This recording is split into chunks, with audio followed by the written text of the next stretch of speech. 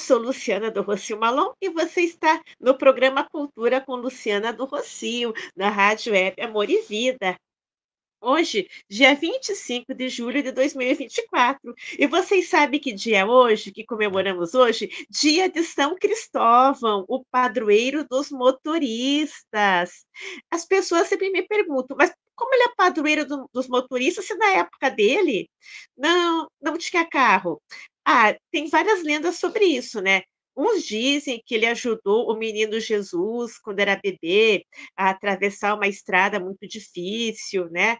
Outros também dizem que na época dele tinha carroças e que ele protegia as pessoas que andavam nas carroças, principalmente os cocheiros, porque um dia ele se perdeu numa estrada e ele estava sem dinheiro, e um cocheiro ajudou São Cristóvão a chegar numa outra cidade, e o cocheiro não cobrou nada.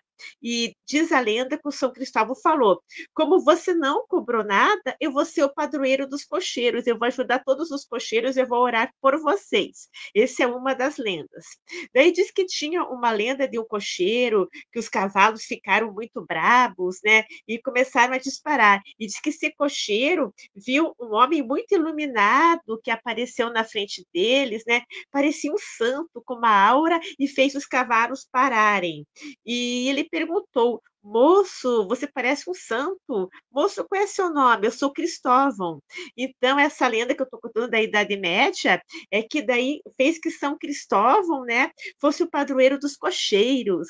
Por isso que ele é padroeiro dos motoristas, né? Sendo que na época dele não tinha motorista de carro, motorista de caminhão. É que primeiro ele foi padroeiro dos cocheiros, né? E naquela época, Idade Média, não tinha táxi. Quem tinha essa função de levar uma pessoa para outra cidade eram os cocheiros, né? Eles eram pagos para levar uma pessoa na outra cidade. E São Cristóvão se transformou no padroeiro dos cocheiros. E o tempo foi passando, as carroças deixaram de ser usadas nas cidades, não é mesmo? Deixaram de ser usadas.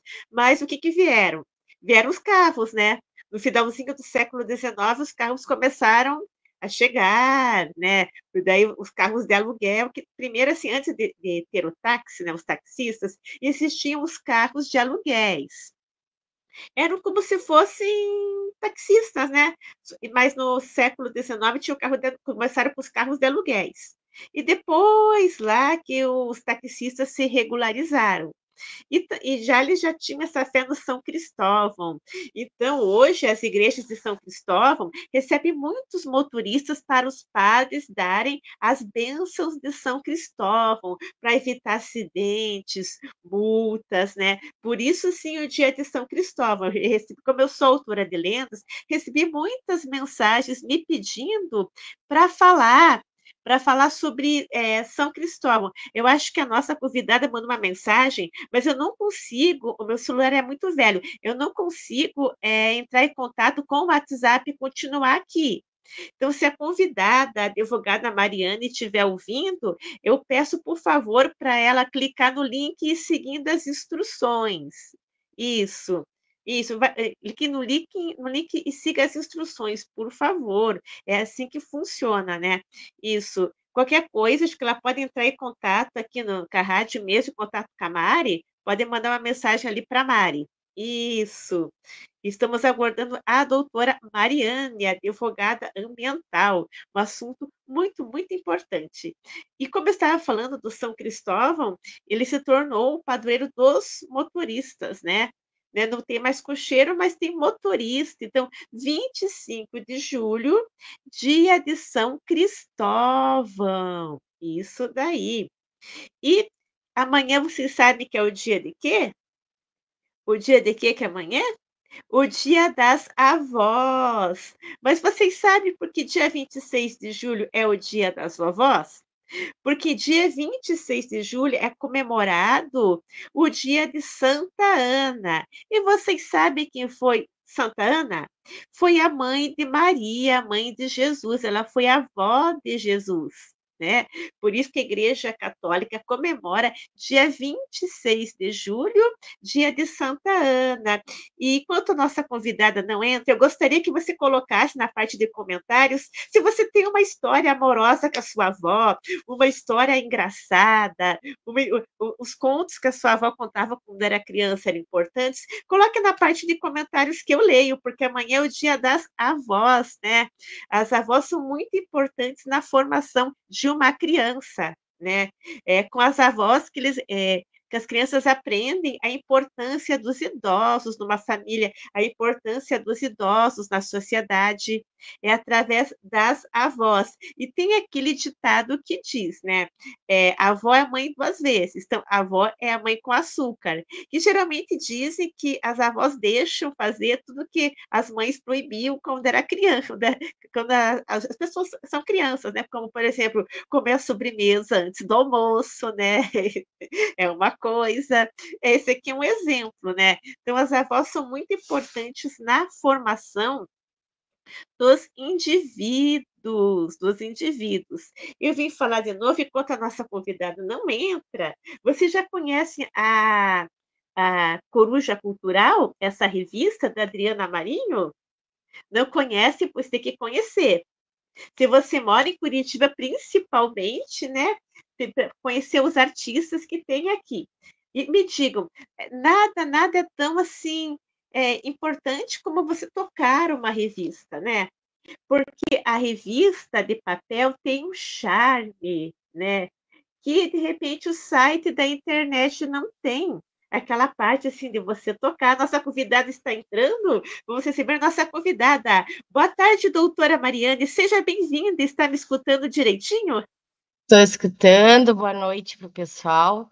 Desculpa a demora aí, Bo- que eu estou enfrentando os probleminhas com as minhas senhas nas contas.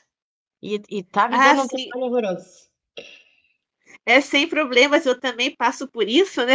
Mas Sim. seja bem-vinda, Ah, muito doutora obrigada. Mariane. Muito Conta aqui obrigada para a pelo gente. convite.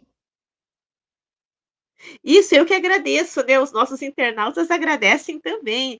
Conta aqui pra gente como e quando você descobriu que tinha o dom para ser advogada, mexer com o direito. Conta aqui pra gente.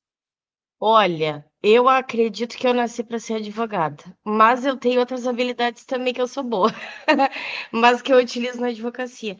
Mas eu me lembro que quando eu era pequena, bem pequena, eu queria ser estilista de moda. Não sei da onde que eu ouvi esse termo.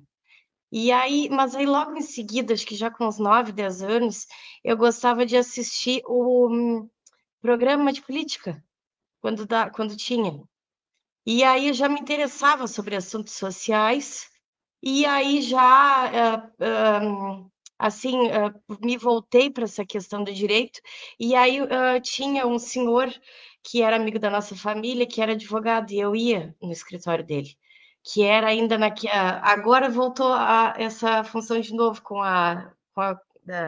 o coronavírus, mas antigamente os advogados todos, eles trabalhavam em casa. Então, a primeira peça da sala da casa era a sala do advogado. E ele tinha um paredão de livros, assim, e eu achava aquilo fantástico. E aí eu dizia para ele, doutor Carlos, eu quero ser advogada. E aí um dia ele me disse assim: Ah, então se tu quer ser advogado, eu vou te dizer uma coisa. O advogado ele tem que saber de tudo um pouco. Ele tem que ser uma pessoa muito culta para poder defender e entender o cliente dele. Então, se tu quer ser, se compromete comigo que tu vai estudar bastante, saber de tudo. E eu digo, pode deixar. E eu levei isso para a vida e até que me transformei então numa advogada multidisciplinar que vou juntando conhecimentos e buscando teses e conhecimentos de outras áreas para fazer as minhas teses no judiciário. Muito bom. E quais são as É. áreas do direito que você atua? Na verdade, assim, as áreas de maior atuação são as áreas de família, ambiental, imobiliário, empresarial e administrativo. Mas isso não impede que exista outra área de interesse. Eu fico com meu cabelo feio e fico nervosa. Eu tenho tique com o cabelo. Olha aqui, ó. Porque é o seguinte, a parte de família, por exemplo, a gente precisa muito dos psicólogos e dos psiquiatras. E isso a gente não tem muito agora, não tem, nunca teve, tá? Inclusive, nos falta no direito uma cadeira de psicologia, eu acredito. Porque tu vê bem, nós estamos lidando num divórcio com questões sentimentais. Então, a gente saber dar o suporte para aquele cliente que está chegando, né? Com aquele casamento que não teve, né, um bom desenrolar.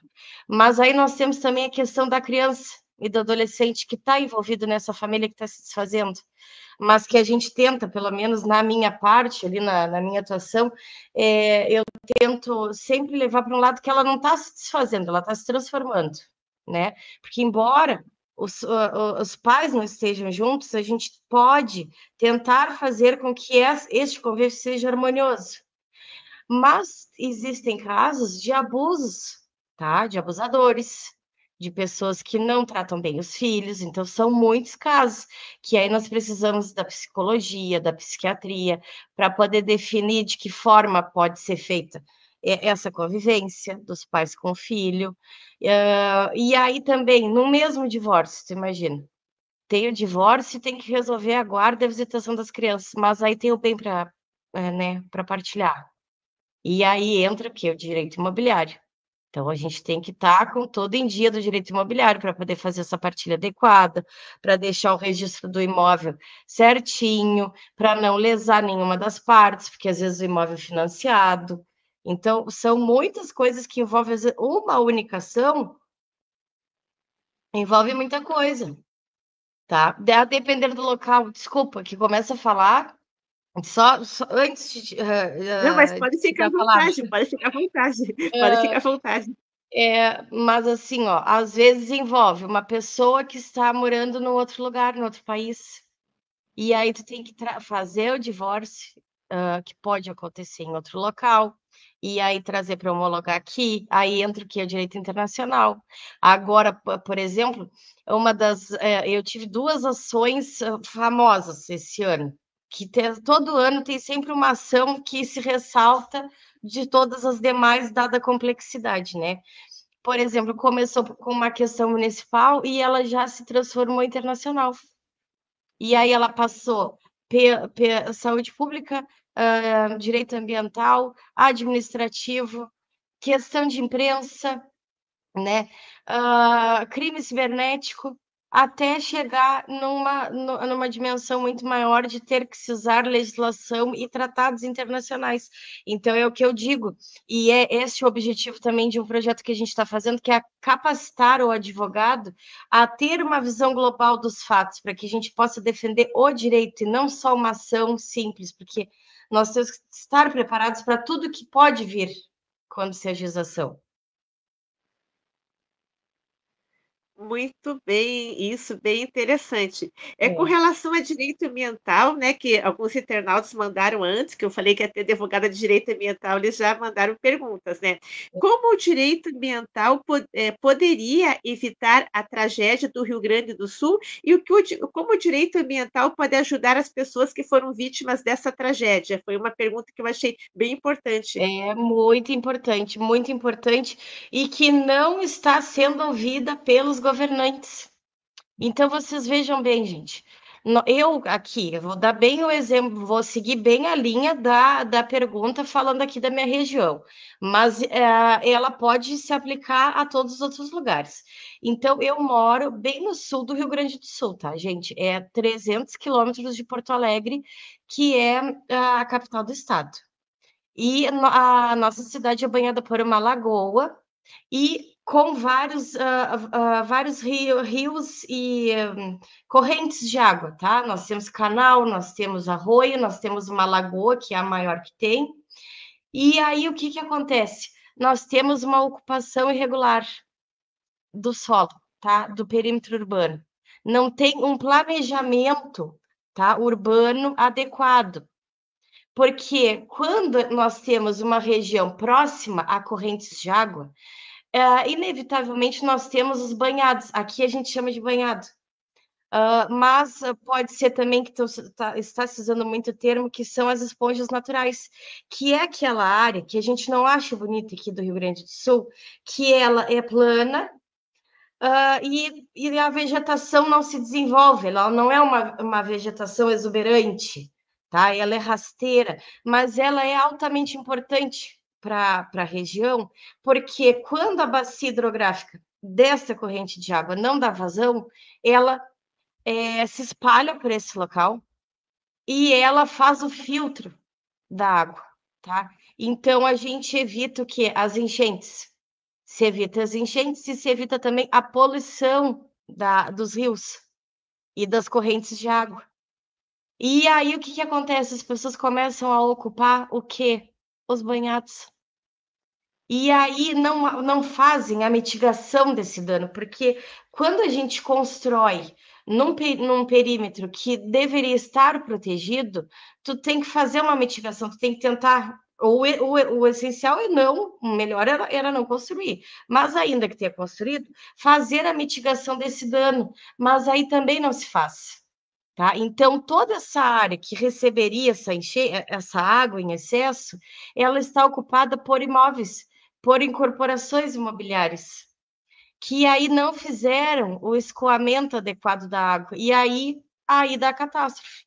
A outra coisa também é a falta, que aí a gente junta o direito ambiental com o administrativo, é a falta de planejamento, tá? De infraestrutura, não se tem.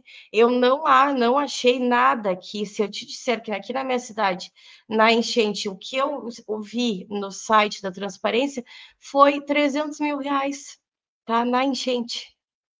E o pessoal falando, e aí eu já entro em direitos humanos, para tu ver o que é a cabeça da pessoa.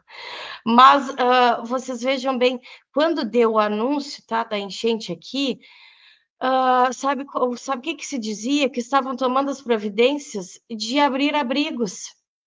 Como se abrigo, gente, fosse direito. E fosse direito humano previsto na Constituição, não. Abrigo e caridade, de qualquer forma, é num estado assim, ó, que não teve o que fazer, foi uma catástrofe que não tinha absolutamente nada para fazer. Aí a gente fala. Agora, planejar uma gestão de enchente não faz o menor cabimento. Por quê? E eu te digo por que tem a gente poderia se planejar, porque toda a água do centro do estado, necessariamente ela passa por aqui por Pelotas, porque o Rio Guaíba, ele desce toda a água, escoa para a Lagoa dos Patos até chegar ao mar. E aí, o espaço que liga a Lagoa dos Patos ao Oceano Atlântico, ela é estreita. Então, a gente sempre sabe que quando tiver muita água lá no centro, aqui vai chegar. Então, já teria que ter um planejamento prévio. Então, agora a luta, inclusive de ambientalistas, usar do conhecimento no direito ambiental para fazer alterações na legislação, porque houve, inclusive, do governo do estado aqui, do Rio Grande do Sul, uma um retrocesso, sabe, na legislação, permitindo coisas que não poderiam ser permitidas. E na parte da gestão pública, providenciar pessoas adequadas para que façam a infraestrutura para resolver o que já foi feito de errado, entendeu? Então, são muitas coisas. Essa questão aí, ela envolve muita coisa, e aqui na cidade a gente vê também muitos problemas com relação a isso, de prédios que são feitos em área que tinha que estar preservada, plano diretor que não é cumprido, porque aí a gente vai para a lei municipal, porque para a gente construir num local que já existe, nós temos que manter a mesma altura. Tu pode ver no loteamento, que ele é regular, todas as casas têm a mesma altura, para que não haja acúmulo de água. E aí a gente vê aqui que, a depender do tipo de obra, eles aumentam a altura da rua e até colocam muito acima o início da construção, e isso causa problemas, muitos problemas. Então, é um ramo muito bonito, que é essencial agora, nós precisamos falar, tá, sobre isso, porque envolve a água, envolve a vida humana, envolve a saúde pública, envolve as águas, envolve as florestas, então o clima, a temperatura, é uma série de coisas, então temos que pensar nisso e nos inteirarmos e cobrarmos agora nessas eleições políticos que compreendam o assunto e que tenham domínio.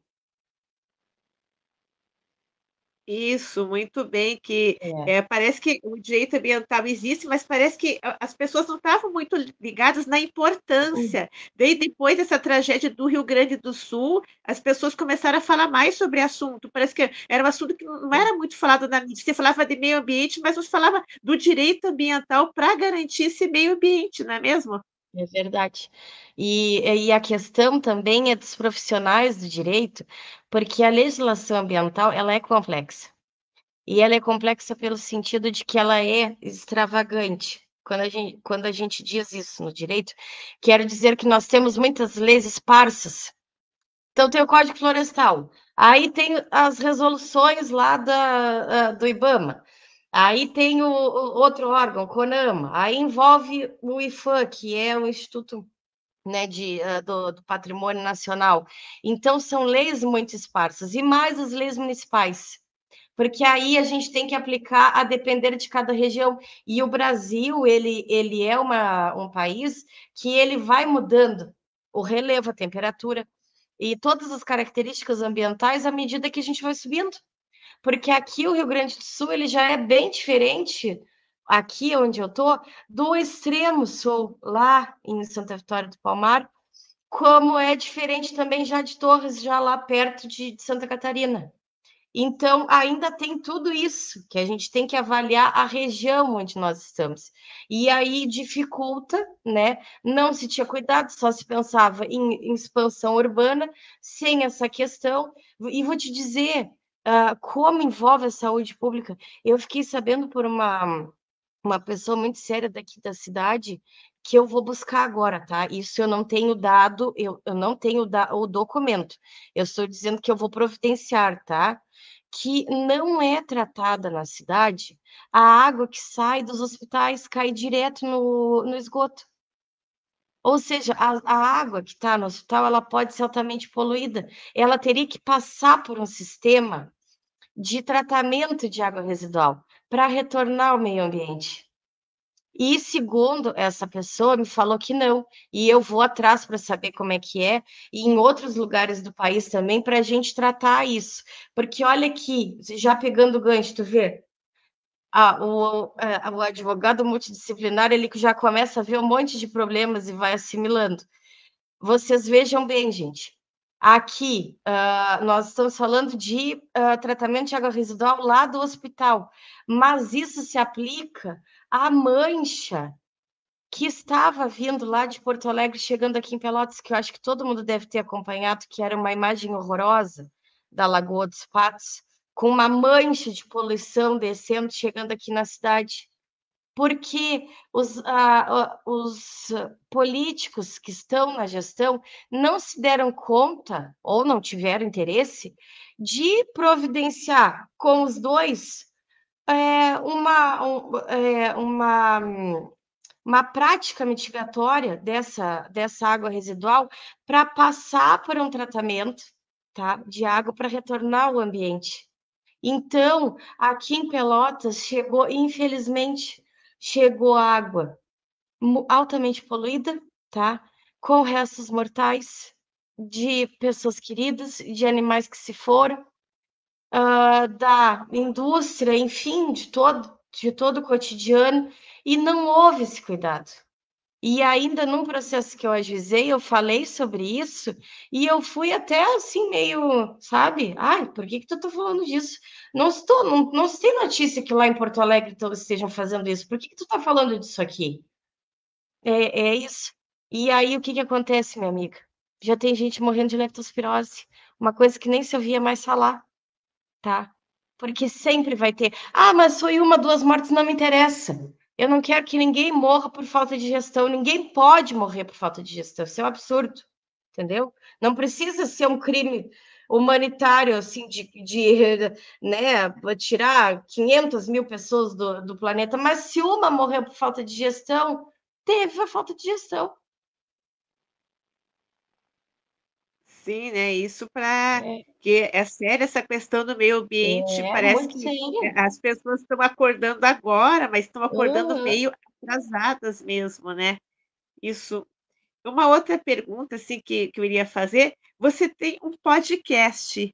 Como funciona Sim. seu podcast? Os assuntos que se fala, são de direito, entrevista outros advogados, recebe pessoas, como funciona o seu podcast? Conta aqui Olha, pra gente, doutora Mariane. o meu podcast, gente, tá uma confusão. Porque olha aqui, pessoal, eu tô passando o maior trabalho do mundo, vocês não têm ideia, com hackeamento, tá? É dia sim e outro também, e aí de manhã eu já resolvi, e aí de tarde já atrapalhou tudo. Gente, eu nunca vivi uma coisa dessas, tá? Nesse nível, mas ontem eu cheguei já na não desenrolar aí que no futuro saberão. Mas assim, ó, o que que era o objetivo, tá? Eu vou contar para vocês a minha história aqui, eu nem sei, eu não posso me passar porque eu fico falando muito. Não, pode E ficar à eu não tô vontade. acostumada, tá? Porque assim, o que que acontece? Eu sou formada desde 2008, e aí eu comecei minha carreira no escritório de advocacia. Enquanto eu estava submissa ao homem ali, não tive problema nenhum. Aí, quando eu abri meu escritório em 2015, eu já queria me comunicar, falar para as pessoas os direitos dela, porque assim, ó, até para a pessoa nos procurar e saber que está precisando de advogado, ela precisa desse conhecimento, tá? Porque muita coisa passa batido, porque a pessoa já perdeu o seu alto valor, não chegou ao conhecimento do direito dela, e aí nós, advogados, não temos como executar esse direito e buscar, porque ela não se deu conta. E aí eu começo esse movimento em 2016 com uma coluna no jornal, falando sobre esses direitos, para que as pessoas saibam, olha, eu estou sendo lesada, preciso de um advogado. E aí não gostaram, tá? Não gostaram. E aí eu comecei meio que a ser assediada, assim, olha, tira, porque senão tu vai te incomodar e tal. E a partir dali eu não fiz mais, tá, não fiz mais a coluna, e aí usava as redes sociais só para, assim, para as amizades, porque se eu falasse um pouquinho de qualquer coisa, já vinha, uma perseguiçãozinha ali.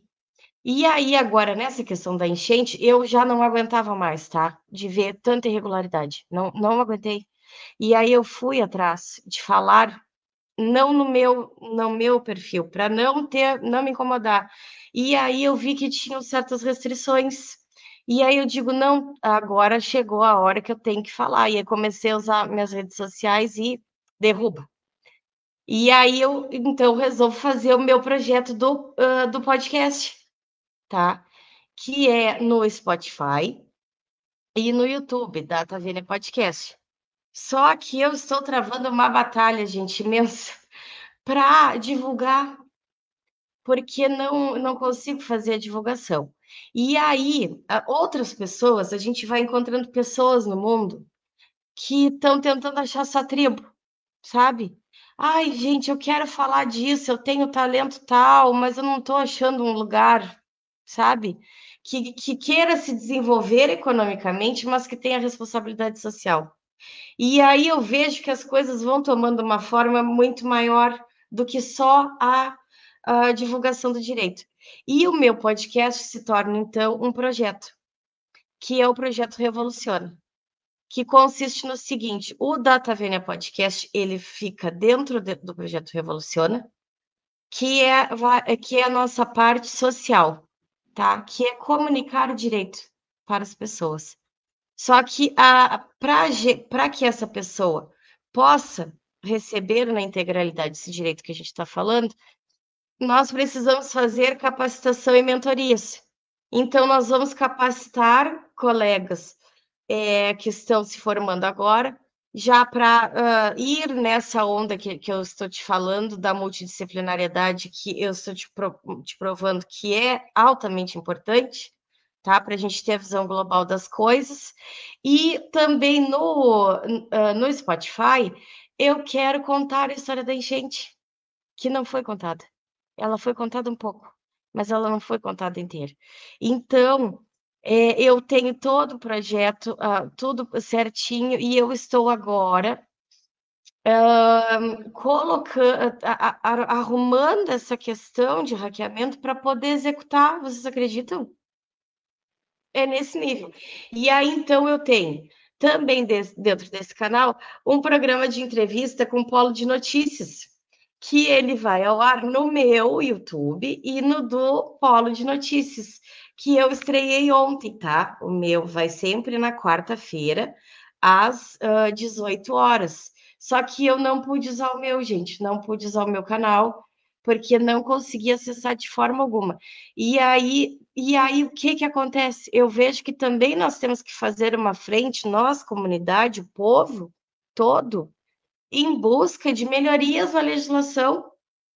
Então, no meu projeto, por isso que ele se tornou Revoluciona, porque agora eu estava lá calada, vivendo as minhas batalhas aí sozinha, e encontrei um monte de gente querendo revolucionar muita coisa, né?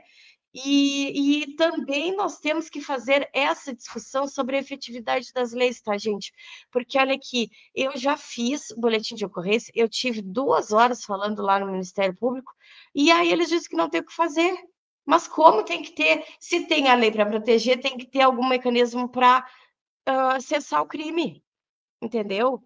Porque senão só existir a lei e não ter como executar ela, a não ser dar a penalidade, não adianta nada. Então, o nosso projeto é esse, tá? E não é só para advogados, eu quero dizer para vocês. Então, assim, eu quero chamar principalmente, não temos problema nenhum com homens, viu, homens? Não temos nenhum, mas é que eu vejo aqui na minha comunidade muitas mulheres altamente talentosas que estão isoladas da sociedade. E a gente quer mostrar esse talento, a gente quer capacitar essas mulheres, essas microempreendedoras, tá? Para que elas possam mostrar esses talentos para o mundo, se desenvolver economicamente, para ter liberdade patrimonial, financeira, para não cair nos relacionamentos abusivos, tá?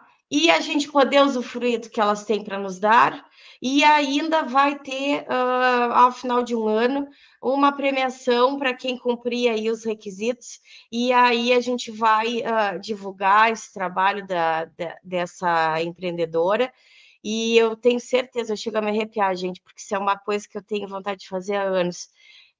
Sabe, levar para o mundo, fazer nascer no mundo essas mulheres que estão inviabilizadas, e eu não sei por quê, porque todo mundo tem o seu talento. Então, ele é um projeto que qualquer pessoa pode entrar e qualquer pessoa pode se beneficiar dele, tá? Muito interessante, muito É. bom. E você também, muitas assim advogadas, né? Elas estão escrevendo livros, né? Não só assim participando de revistas Uhum. impressas na internet, elas estão escrevendo livros, né? Eu já recebi muitas advogadas que são escritoras. Você também pretende escrever um livro? Conta aqui para gente. Olha, eu já estou recebendo os convites para escrever um livro. E eu digo: "Ai, meu Deus, mas será?". Olha, eu tenho história para contar, porque olha, a minha vida acontecem coisas inacreditáveis. As minhas amigas é que falam quando a gente se reúne, né, lá vem a Mari com as histórias dela, e são todas verdadeiras. Então, tem muita coisa para contar, teria muita coisa para contar numa biografia, mas eu acho que uma biografia seria, acho que depois, por um tempo depois, para contar aí a minha história de superação, mas como já existe né, esses convites, eu acredito que eu posso contar, posso fazer uma biografia para contar uma parte agora e depois no futuro complementar, ou então falar sobre essa questão da mulher da luta da mulher na advocacia, que reflete também em todas as outras mulheres. Eu acho que se que eu estou pensando mais ou menos nesse sentido, assim, porque vocês vejam bem, quando uma mulher advogada ela é calada, ela é silenciada, e ela não tem as suas próprias prerrogativas garantidas, isso dificulta a busca pelo direito das outras mulheres que a gente defende. E isso é muito grave, tá? Por isso que nós não podemos nos calar, e foi por isso que eu também Comentei nas minhas redes sociais aí sobre, né, essas questões que a mulher advogada vive e assim, ó, enxurrada de outras tantas advogadas que também são lesadas nos seus direitos. Então, eu acho que um livro assim, contando as histórias da advocacia, a luta que é, porque é uma profissão que ela é machista, né? A inclusão da mulher no mercado de trabalho, ela já é recente. Na advocacia, muito mais, porque imagina, né? As grandes ações são feitas para os grandes homens e não para as grandes mulheres. Mas eu digo para vocês, pessoal, as grandes e as pequenas ações são feitas para grandes homens e grandes mulheres, porque até as ações menos complexas, elas não podem ser vistas como pequenas, porque cada ação representa um direito lesado. Então, ele tem que ser universal, tem que ser para todo mundo, e vão ter que nos aguentar aí, porque a mulherada está vindo forte aí na advocacia. Isso, muito bem. Tem um É. pessoal chegando agora. Em resumo, o que seria ser uma advogada multidisciplinar? Uma advogada multidisciplinar, ela não é uma advogada generalista, tá? Se usava antigamente o termo generalista para o advogado que fazia tudo, fazia todas as ações de todas as áreas, tá? E aí se criou até um certo preconceito com o termo, porque se usava para qualificar um profissional que pegava qualquer ação e fazia de qualquer jeito, tá? Eu não vou entrar nesse mérito porque eu não sou dessa época. Eu já pego mais o movimento do direito, onde eles falam o seguinte, que o advogado ele precisaria se posicionar como um médico, que tem que fazer, que tem que se especializar numa área. E aí eu digo, isso é preocupante. E estou aqui nos bastidores sem poder falar muito, mas sempre pensando, né? E aí, depois da pandemia, ficou pior. Veio a questão do advogado ficar especialista numa ação ou duas ações só. Eu digo que isso é altamente grave. Em algum momento eu vou ter que falar. E aí vem o quê? Eu começo a falar do meu modo de atuar, que é o também da doutora Cláudia, que vai estar no meu, que ela é de São Paulo, que ela também está no meu projeto, que é a multidisciplinariedade, que não é a trabalhar em todas as ações de qualquer jeito, não, em todas as áreas, não. A visão do multidisciplinar é ver aquele cliente na sua infinitude de ser humano e já ter o olhar e os ouvidos atentos para que, ao ouvir o relato daquele cliente, ele possa identificar algum outro direito lesado, tá? Que pode ser de outra área. E aí, a partir daquele relato, também ter a humildade e a sapiência de buscar em outros profissionais o conhecimento que ele não tem para fundamentar a tese.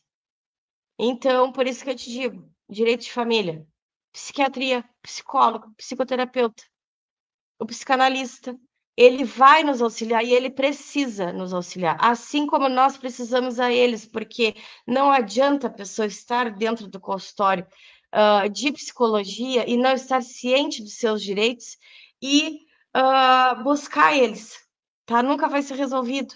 Assim como no direito de família, muitos casos não vão ser resolvidos se não tiver o acompanhamento desse profissional. Então, é isso que eu te digo, esse é o diferencial, é ter o olhar atento e culto, tá? Para defender a pessoa na sua integralidade enquanto ser humano, e não só uma ação, porque o advogado ele tem que defender o ser humano, e não uma ação. Então, este é o diferencial. Não sei se me fiz entender. Sim, sim, ficou bem claro que quando eu falei que ia ter advogada ambiental de família, eu recebi umas perguntas antes. Daí eu recebi perguntas de mais de uma mulher falando assim: a mulher, quando ela sofre violência doméstica e É, resolve sair de casa, ela pode ser acusada de abandono de lar? Quatro não, mulheres me mandaram essa pergunta. não, não, não pode. Até essa questão do abandono. de lar, ela já está um pouco em desuso, mas ela teria que levar 2 anos. E aí é mais depois para fins de, de praticar o uso capião da casa, quando tu não providencia a partilha dos bens por um lapso de tempo, tu pode perder o direito a receber a tua ameação no imóvel, entendeu? Então, isso é importante para fins hã, de partilha de bens, mas não para te lesar enquanto a honra e tudo mais. Só que, assim, é sempre muito importante que quando a pessoa vai fazer o divórcio, tá, não quer mais estar casada, que procure o advogado para orientar, tá? Porque, o que que acontece?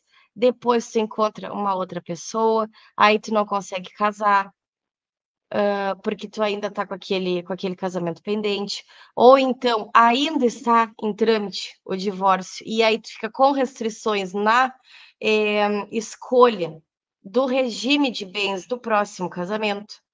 Tem mais a questão das mulheres que têm os filhos, tá, que precisa resolver, sempre de forma adequada a pensão, a visitação, deixar tudo bem certinho, porque existem desdobramentos muito ruins e principalmente eu digo a vocês, meninas e mulheres que estão nos ouvindo, antes de casar ou de fazer a união estável, procure uma advogada, tá, não façam da cabeça, porque nós temos que ver isso como um contrato, porque olha aqui, ó, eu sei que nós temos, né, a parte afetiva e amorosa, mas, pela lei, o casamento e a união estável, ele é um contrato solene, tá. Então nós temos que saber dos nossos direitos antes e evitar ao máximo. Podem me criticar, mas agora eu já estou em outro momento da vida, podem me criticar, mas assim, ó, não faça união estável, gente, não faça, casem, tá. União estável não é a mesma coisa que casamento.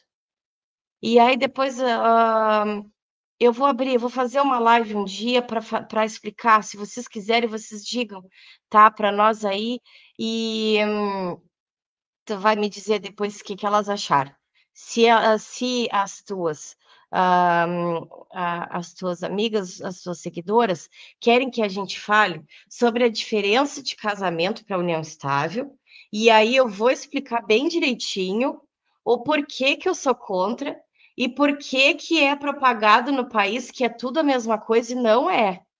E aí depois a mulher que está lá, passando o pão que o diabo amassou, para reconhecer a união estável, aí é que ela se dá conta, é verdade, olha lá aquela advogada estava dizendo isso. Não é, gente, não é a mesma proteção, tá? Ainda mais quando ela não é feita, quando ela é só, ó, verbal, tá? Porque aí depois a gente tem que provar e depender que o juiz aceite as provas. Só para deixar um gancho aí para vocês, tá? Então, direito de família dá muito pano para manga. Se vocês quiserem, a gente pode fazer uma live, alguma coisa assim, só falando sobre isso, tá? Para proteger a mulherada. Aí depois elas dão retorno e aí tu me conta o que que elas acharam. Sim, é uma outra pergunta, né, de 2 seguidoras é assim, elas, né, elas são filhas de mãe solteira e o pai sumiu no mundo, isso na década de 70, elas têm 50 anos agora. Elas descobriram quem é o pai, elas podem processar esse pai, pedir exame de DNA, tudo, ou não? O reconhecimento pode ser feito a qualquer momento, não tem problema nenhum, tá? Ele é primeiro eu queria dizer que lástima, né? Que lástima, gente. O Brasil é um país que mais tem, tá, certidões de nascimento sem o pai presente. É a coisa mais triste. E aí, eu estava falando ainda ontem com a Cláudia, na live que a gente fez, que como a mulher ainda está marginalizada, porque vocês vejam bem, o pai, ele não registra e tá tudo bem para ele. Mas a mulher que trabalha e que tá com seus filhos e que tem que dar conta de tudo, ela é criticada. Olha lá, tá trabalhando e tá com os filhos. Ou então ela é isolada. Ah, ela tá com filho, ela não trabalha, ela não faz nada. E aí eu já deixei o recado lá. bem direitinho lá no meu Instagram. Olha, vocês não venham me incomodar, porque eu passo o dia inteiro mesmo com os meus filhos, é 24 horas por dia, e eu trabalho porque eu amo, me faz feliz, e os meus filhos precisam de uma mãe feliz, tá? Para eles se desenvolverem bem, e o meu trabalho me faz feliz, me faz vibrante, me borbulha, e eu preciso dele. Aí, então, eu digo, não me venham com críticas aí de mulher estar com filho trabalhando. Tá muito para mim, elas podem É, a fazer. conexão tá com Só um a probleminha questão do aqui. abandono, aí fica, entendeu? É uma questão jurisprudencial da indenização propriamente dita. Aí vai depender se esse pai sabia, não sabia. Aí tem todas as variáveis, porque cada processo é único, né, gente? Então, o que eu posso dizer para você, assim, a qualquer momento, ela pode sim ter este reconhecimento, mas os desdobramentos, tá, indenizatórios, a gente tem que avaliar caso a caso. Mas, meninas que não têm os seus pais aí registrados, se tomem posse das suas histórias, tá? E resgatem aí a sua ancestralidade, eu acho que é importante, inclusive assim, ó, para nós mesmas, né, que não teve o pai, né, o pai não teve a humildade de reconhecer, mas também fazer o movimento de mostrar a esses homens que eles precisam cumprir com suas obrigações, porque quanto mais a gente se cala e menos a gente cobra a obrigação dos homens, mais marginalizadas e comprometidas e esgotadas nós ficamos. Porque esse movimento feminista não quer ser contra, a gente está aqui por causa do movimento feminista, porque senão nem falar a gente falava. Mas ele tomou um rumo da gente se empoderar e demonizar os homens, e não querer saber de homem, e achar que a gente faz tudo. Não, gente. Vamos resgatar a nossa feminilidade, descansar na nossa feminilidade e fazer os homens assumir novamente a sua masculinidade. Isso é que eu concordo, não, né, não critico nenhuma opinião, porque a gente é advogado, mas eu gostaria de deixar essa reflexão, tá? Do que eu vejo hoje, tá? Com as minhas clientes, com a minha vida, também vejo, apesar de eu ter um marido muito companheiro, graças a Deus, tá? Mas vamos pensar nessa questão da gente resgatar, tá? A nossa feminilidade. A gente não precisa ser igual ao homem, a gente tem que ser feminina e protegida na nossa feminilidade. E ser protegida pelos nossos homens, tá? E aí a gente tem que fazer o movimento de cobrar deles isso, tá bom? Isso, muito bem, um recado muito importante, né, para É, as nossos ouvintes, nossas internautas que estão é. assistindo. Então, diga como uma pessoa pode contratar os seus serviços, suas redes sociais e deixe novamente o endereço do seu podcast, o horário, para que as Tá, pessoas possam assistir. tá. Então, assim, o meu trabalho, como advogada, ele é no meu escritório, que fica em Pelotas, Rio Grande do Sul, e se chama Tomás Barroso e Rames, Sociedade de Advogados. Nós atuamos, então, em toda a região sul, de forma presencial. E para todo o Brasil, nós trabalhamos de forma online, mas se precisar ir no local, for alguma coisa muito, né, assim, que não possa ser delegado ou não possa ser feito online, nós comparecemos também, não tem problema nenhum, tá? Para me contatar é através do WhatsApp 53 98118 8664 ou ali na rede social. Eu peço que me procurem agora, só no Instagram, tá, gente? É o @Mariane Barroso Tomás. Porque, infelizmente, eu estou com 3 Facebook e travando uma batalha, tá? Para resgatar e ficar só com o meu antiguinho lá. E a coisa não tá fácil. Também nós vamos ter que mudar isso, tá? Falar sobre a proteção da mulher nas redes sociais. Porque nem nas redes sociais a gente está tendo dignidade, tá, gente? É muita coisa, por isso que eu te digo que o podcast virou um projeto, porque é muita coisa que tem que ser mudada aí, e eu resolvi encabeçar esse movimento e vamos embora. E aí, o meu podcast é no YouTube, Data Vênia Podcast com Mariane Barroso. E também no Spotify, é o mesmo endereço, que ali eu vou contar a história da enchente, tá? Lá, que depois vai virar um documentário. E aí, Muito para as bom. amigas que estão em outros locais, eu quero dizer para elas que elas fiquem bem tranquilas, porque hoje em dia os processos são eletrônicos. Então, a gente entra no sistema e faz tudo online, e a documentação, nem mais aqui em Pelotas, a gente recebe em papel, inclusive pela questão do meio ambiente. Então, a assinatura é online, ela não precisa ter a assinatura digital. Nós disponibilizamos o programa para que ela faça com o dedinho no celular, bem simplesinho, tá? Recebemos a documentação online e fazemos todo o acompanhamento com as reuniões virtuais e tudo mais. Isso. Por falar em segurança na internet, um problema que os advogados estão reclamando muito são os golpes que pessoas estão dando nos clientes dele. É assim, a pessoa pega um celular, mente para o cliente, eu sou advogado tal, eu mudei meu número, e para você receber esse processo, o resultado, você tem que depositar a quantia na conta Uhum. tal. Você também foi vítima desse mesmo golpe? Como os Aham. advogados podem evitar e os clientes dos advogados podem evitar também? Conta aqui para gente, doutora Mariane. Várias, várias vezes, gente. Olha, só o ano passado acho que foram mais 3. Um horror. E eles estão pegando mais o nome do meu marido, tá? Porque meu marido, ele é advogado, ele é meu sócio. Também do Dr. Roger Ricardo Tomás, fazendo, mas é que quando a gente faz o atendimento, já no primeiro atendimento a gente já resolve isso. Nossos clientes não caem nesses golpes. Porque a gente já avisa de antemão, olha aqui, ó, este é o celular. E se mudar o número, nós vamos avisar com uma chamada, tá? Em tempo real, mostrando o nosso rosto. Essa é a nossa indicação lá no escritório. Então, assim, qualquer outro, não dá bola. Entra em contato com a gente, com o número que a gente já tem, porque se for mudado o número, nós entraremos em contato, não é nem por texto, é no rostinho aqui para confirmar a autenticidade da coisa. Mas já adianto, independentemente de qualquer advogado que seja, não existe nada, tá? Nenhuma forma de ter que pagar para alguma outra pessoa para receber o seu dinheiro, tá bom?